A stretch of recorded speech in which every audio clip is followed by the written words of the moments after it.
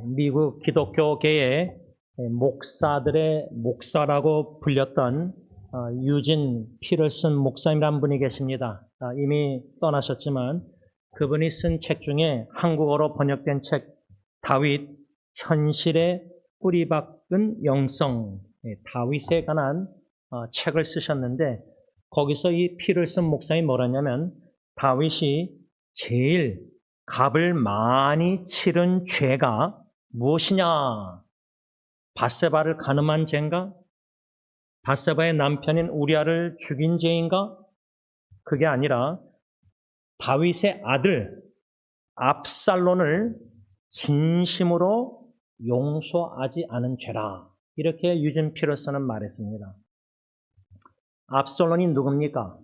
압살론의 누이 동생 다말이 또 다른 이복 오라버니인 암논, 다윗의 아들 암논이 이 다말을 힘으로 강간했습니다.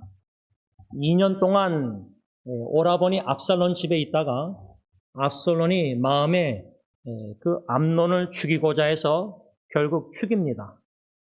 그런데 압살론이 암논을 죽이고 나서 도망갑니다.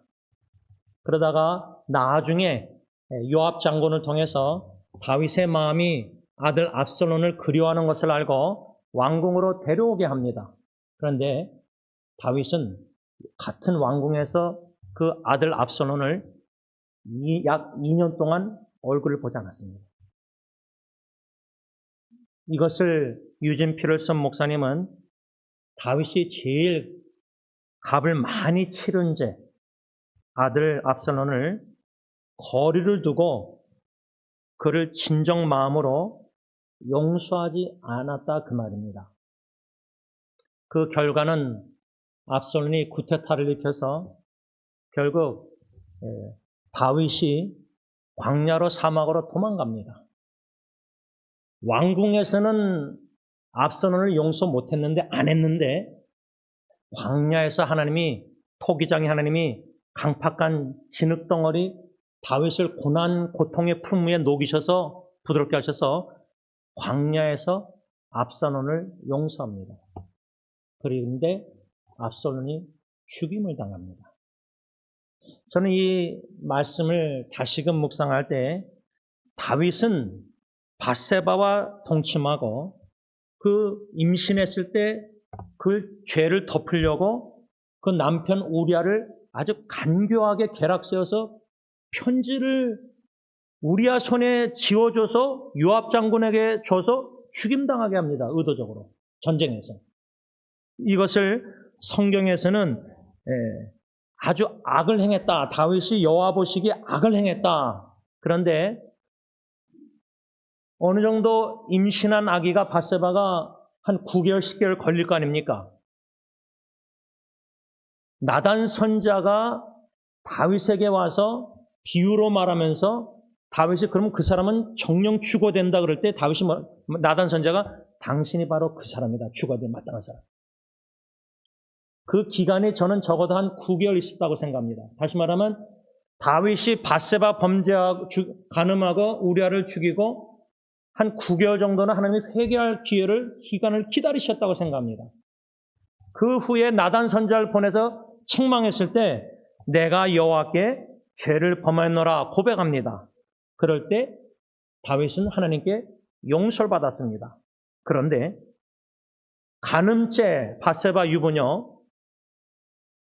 충성된 군인을 왕이 의도적으로 죽였습니다. 이렇게 죄를 범한 악을 행한 자가 용서를 구했을 때 죄를 고백했을 때 용서받았는데 그런 큰 용서 은혜를 받은 자가 압살론이 암논을 왜 죽였죠? 암논이 자기 여동생을 강간했기 때문에. 자, 그러면 우리가 계산을 해보면요. 다윗이 범한 죄가 더 큽니까? 밧세바 간음 우리아 살인죄 아니면은 압살론이 자기 여동생을 강간한 암논을 죽인 것. 둘 다 살인죄 범했잖아요. 다윗이나 압살론이나. 근데 다윗은 밧세바까지 간음을 했습니다. 유부녀를 동침했습니다. 아기까지 배교했습니다. 다윗이 그렇게 큰 용서를 받았는데 주님께 압살롬을 2년 동안 같은 왕궁에서 거리를 두고 얼굴도 안 보고 용서를 안 했다는 겁니다. 그래서 유진 피럴슨 목사님은 용서하지 않는 마음은 나에게 상처를 입힌 사람만 거리를 두고 멀리하는 것이 아니라 이미 하나님과 멀어져 있다. 저 사람이 나에게 상처 입혀서 내가 용서를 안 하고 있어서 거리를 두고 안 만나고 연락도 안 하고 끊으면은 가족 식구들도 그러잖아요. 그러면 나는 이미 주님과 하나님과 멀어져 있다는 겁니다. 주님과 친밀한 교제를 못하고 있다는 겁니다. 다시 말하면 용서하지 않는 마음은 주님과 친밀한 교제를 할 수 없다는 겁니다. 겉으로는 주님과 친밀하게 신앙에 막 성장하고 봉사 열심히 하는 것 같지만 용서하지 않는 마음, 주님과 친밀한 교제를 할 수가 없습니다. 거리를 이미 멀어져 있는 겁니다. 주님과 함께. 왜 우리는 우리를 상처 입힌 사람을 용서하라는 설교 하나님의 말씀을 수없이 들어도 세월이 지나갔는데도 왜 용서하기를 거절하고 거부하는 것일까? 그 이유가 뭘까? 우리를 불쌍히 여기시사 우리의 많은 큰 악한 죄를 용서해 주신 하나님의 마음을, 사랑을 깨닫지 못하고 본받고 잊지 못하기 때문입니다. 우리 마음이 나 같은 죄인 중에 계시도 용서하신 그 하나님의 사랑과 그 본심 마음을, 아버지의 마음을 자식이 알고 있다면 내가 아버지께 용서받았으면 내가 형제자매들을 왜 용서 못합니까? 많은 예수 믿는다고 하는 목사 가정, 장로, 직분자 가정도 하나님의 큰 용서, 사랑, 은혜를 받으면서도 식구들끼리도 형제들끼리도 용서 안 합니다. 연락도 안 하고 거리를 두고 삽니다. 그런데 어떻게 대표기도 하고 어떻게 우리가 용서를 안 하고 있으면서 목사가 설교하고 그렇죠? 나에게 해를 입힌 사람, 나를 해하려고까지 한 악한 사람, 데살로니가전서 5장 15절에 악을 악으로 갚지 말라. 근데 그게 우리의 본능이거든요. 누가 나를 해코자 하면 나도 해코자 하고, 누가 나를 뺨 때리면 나도 뺨 때리고 싶고, 누가 뭐 나한테 해를 폈으면 나도 복수하고 싶고. 근데 성경은 악으로 악을 갚지 말고 선을 행하라. 나에게 악을 행한 사람도 선을 행하라는 거예요. 이 데살로니가전서 5장 15절 말씀, 우리의 힘으로는 순종 못합니다. 우리의 옛 본능, 옛사람의 옷을 벗어버리고 새 사람으로서 예수 안에서 새 피조물로서 하나님의 놀라운 용서와 사랑을 깊이 마음을 알아갈 때만이 가능한 일인데, 저는 이 좋은 예가 창세기에 나오는 요셉이라고 생각합니다. 요셉이 17살 때 꿈을 2번 꿉니다. 똑같은 의미입니다. 그런데 야곱은 형제들 10명의 형이 있고 동생 베냐민이 있었지만 10명의 형이 왜 요셉을 미워했느냐? 아버지 야곱이 편애를 했습니다. 편애. 자식들 중에 요셉을 특별히 사랑했습니다. 물론 베냐민도 사랑했습니다. 왜? 요셉과 베냐민은 야곱이 사랑했던 라헬의 자식이기 때문입니다. 나머지 10명 자식은 다른 레아와나 몸종들의 자식이었습니다. 근데 라헬이 죽었지 않습니까? 그러니까 죽은 사랑하는 와이프의 아내 이 두 아들 편애했습니다.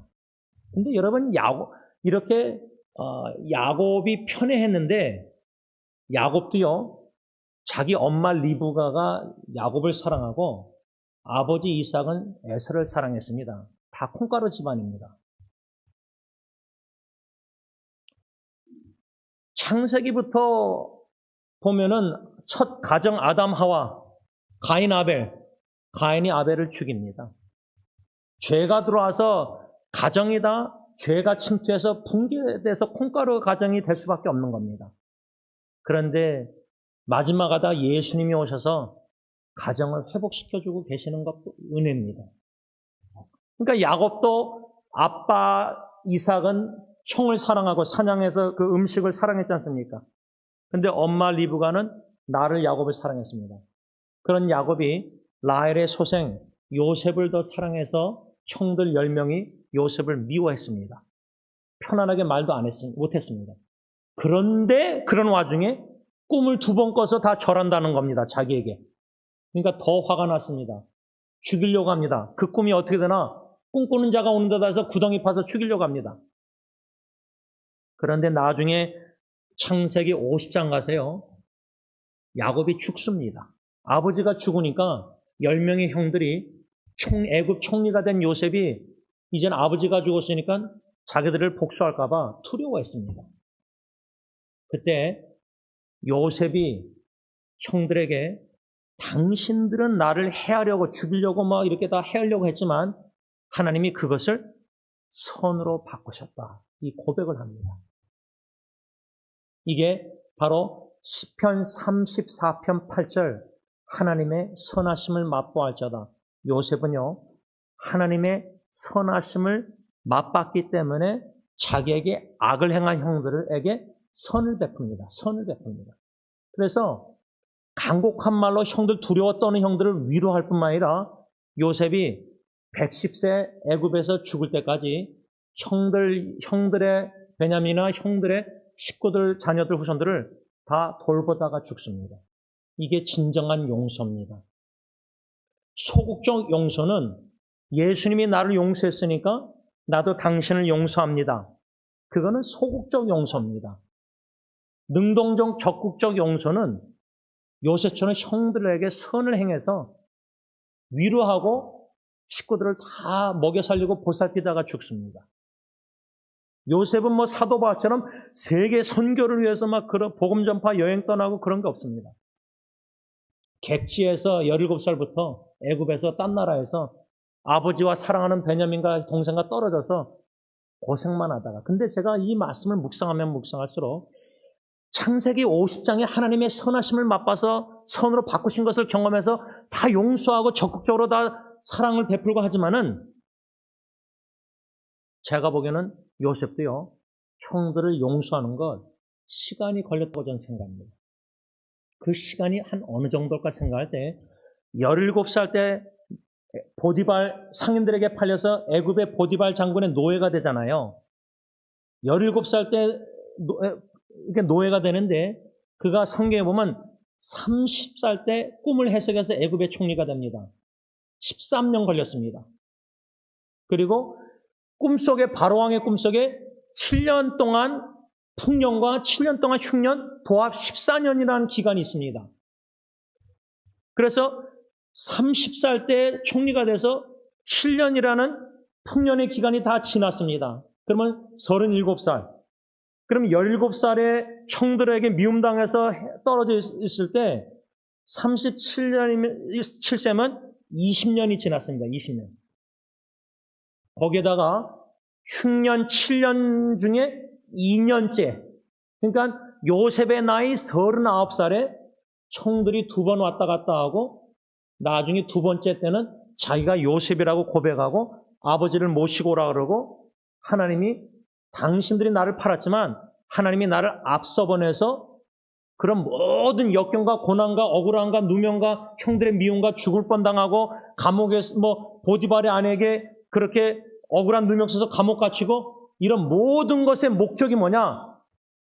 하나님이 나를 형들보다 당신보다 앞서 보내서 당신들과 자녀들 후손들의 생명을 이 땅에 보존하시고자 나를 앞서 보냈다. 그 하나님의 모든 왜 이런 일들이 다 있는지 목적을 알려주셨어요. 그걸 얘기해요. 고백해요. 그게 39살이에요. 그러면 17살 때 형들에게 미움당해서 모든 억울하게 막 해하려고 고통당한 거 22년 만에 고백하잖아요. 적어도 22년 그 정도는 용서한 기간이 걸리지 않았는가 저는 생각합니다. 추측합니다. 물론 어떤 분들은 성령의 충만한 역사 속에서 은혜 받고 말씀에 오늘 예배 가운데 예수님이 나를 용서했듯이 근데 다윗은 더 큰 죄를 범하고 용서받았는데도 압살롬을 용서 안 하고 2년 동안 얼굴 안 보고 막 이런 거 이 말씀을 통해서 성령이 역사해서 양심의 찔림 속에서 내가 죽기 전에 용서도 하고 떠나야 되겠다. 어느 목사님처럼. 그래서 성령이 충만히 역사해서 다 연락하고 마음으로 진심으로 용서하고 떠날 수 있는 분도 있을 겁니다. 그런데 어떤 분들은 다윗처럼, 아니 이제 요셉처럼 그렇게 기간이 걸리고 다윗처럼 기간이 걸린다고 생각합니다. 요셉은 하나님의 선하심을 맛봤기 때문에, 하나님의 선하신 뜻을 깨달아 알았기 때문에 그 형들을 다 용서하고 적극적으로 섬겼다는 겁니다. 여러분, 예수님께서 누가복음 23장 34절에 십자가에 죽으시기 전에 용서의 기도를 드렸는데, 우리도 예수님을 본받아 딴 사람들은 용서를 좀 하는데 소극적으로라도 가족 식구는 용서를 절대, 내가 죽어도 당신은 용서 못해. 이 세상 사람들처럼 예수 믿는 사람들도 똑같이 난 당신 절대로 죽어도 용서 못해.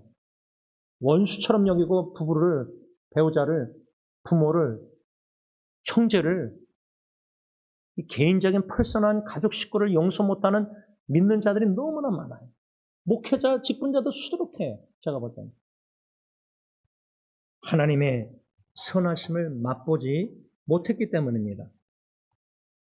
오늘 본문 골로새서 3장 13절에 사도 바울이 골로새 교인들에게 새 사람으로서 새 옷을 입으라 하면서 13절에 누가 누구에게 불만이 있거든 서로 용납하여 피차 용서하되 주께서 너희를 용서하신 것 같이.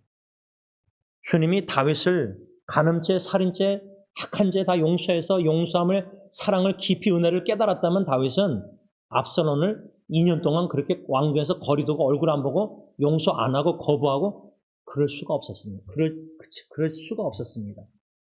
그 말은 다윗은 하나님의 용서하심을 자기가 받았으면서도 그 은혜, 사랑을 진정으로 깊이 넓게 많이 깨닫지 못했기 때문입니다.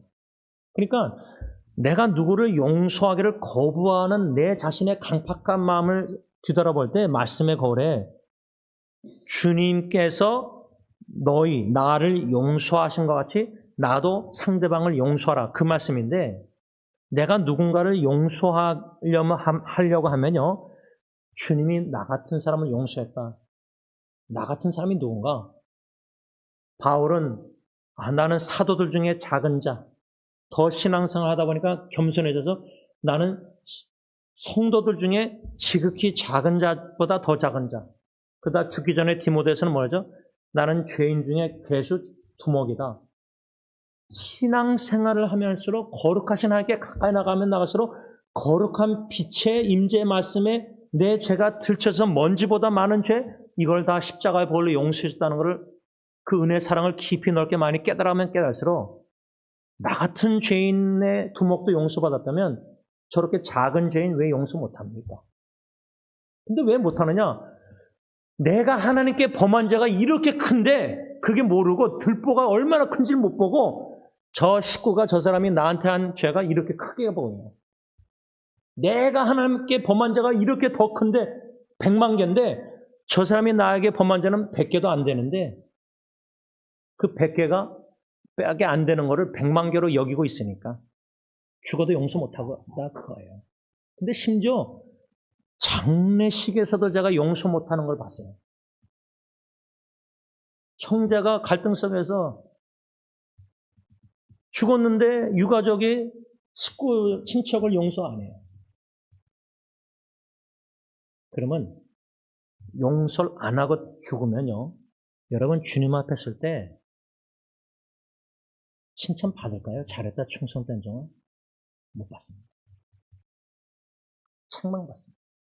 내가 너의 그런 모든 큰 죄를 10,000개 죄도 탕감해주고 다 용서했는데 너는 네 배우자가, 네 형제가, 네 부모가 범한 거 10개 죄도 용서 못하니까 거부하고 왔냐? 그러면 너는 내 사랑을 모른다. 주님의 사랑을 그만큼 모르는 거예요. 용서하지 못하는, 거부하는 마음은 그만큼 나 같은 죄인도 용서하신 주님의 사랑을 그만큼 잘 모르고 있는 거예요. 깨닫지 못하고 있는 거예요. 그 사랑을 마음에 깨닫지 못하니까 사랑의 통로, 용서의 통로가 못 되고 있는 거예요. 골로새 교회 안에 어쩌면은 불만이 있는 사람도 있었을 겁니다. 지금 뭐 교회 안에 불만 없는 사람이 있습니까? 자족하고 예수만으로 감사하고 있습니까? 그러면 할렐루야 진짜 감사하죠. 그런데 골로새 교회 안에도 누가 누구에게 불만이 있거든 불만족이 있으면요 어떤 표현으로도 예수님께 사랑 표현해야 되는데 감사 자족하는 마음으로 불만족이 있으면 어떤 모양으로도 불평합니다. 불평의 소리를 반드시 냅니다. 그런 불평의 소리 뭐라 하죠? 당신 탓이야. 목사 탓, 장로 탓, 누구 성도 탓 탓합니다. 다윗은 제사장이 죽었을 때 사울에게 도망 나온 그 한 사람에게 그 죽은 제사장 죽은 거는 내 탓이라는 성경에 내 탓이라고 말하고 있어요. 내 탓. 그러니까 목사가 교회를 바라보면서 목사 내 탓입니다. 가정, 배우자, 아내, 자식 보면서 남편, 아버지로서 가장으로서 내 책임 못한 거 내 탓입니다. 기독교인들이 세상 사람들하고 살면서 본이 못 되는 게 직장에서 일하면서 이건 내 탓입니다. 책임을 질 줄 모르고 책임을 전가를 잘해요. 저 사람 책임 못해서 그런 거다. 저 사람 탓이다. 감사 자족해야 되는데 불만이 충만한 성도들이 너무 많다는 거예요. 교회 안에. 그러니 누구 다 블레임하면서 원망하니까 서로 용납 안 하고 거리를 두고 용서 안 하죠. 그게 사랑의 교회입니까? 그게 사랑의 공동체입니까? 그게 사랑의 예수 믿는 가정입니까? 용서하고 용납하라는 이 말씀의 가능한 비결은 주께서 너희를 용서하신 것 같이 이 13절 말씀. 그래서 말씀을 정리하면서요. 나 같은 죄인이 용서함을 받았다. 예수의 보혈로. 이제 성찬식을 거행할 건데 보배로운 피를 상징하는 이 포도주스와 찢기신 살을 상징하는 이 빵을 받을 때 예수님이 그 고난과 십자가에 죽으시면서 용서의 기도를 드리셨는데 그래서 내가 용서함을 받았는데 앞으로 지을 죄까지도 다 용서함 받았는데 나는 상대방이 나에게 잘못하는 죄를 기록하고 있어요. 고린도전서 13장 보면 사랑은 영어 성경 보면 잘못한 것을 기록하지 않는다고 쓰여 있어요. 레코드. 지워버린다고 그랬어요. 하나님은 우리를 용서하고 forgive하고 forget 다 기억지 아니하시는데 우린 용서하고 기억하고 있어요. 저 사람이 나한테 잘못한 거, 상처 입힌 거. 그리고 용서하기를 거부하고 거절하고 있어요. 마음을 강팍하게 하고 있어요. 그러면 13절 말씀 주께서 너희를 용서하신 것 같이 너희도 피차 용서하고 용납하라. 이런 은혜가 저와 여러분들에게 있기를 바랍니다.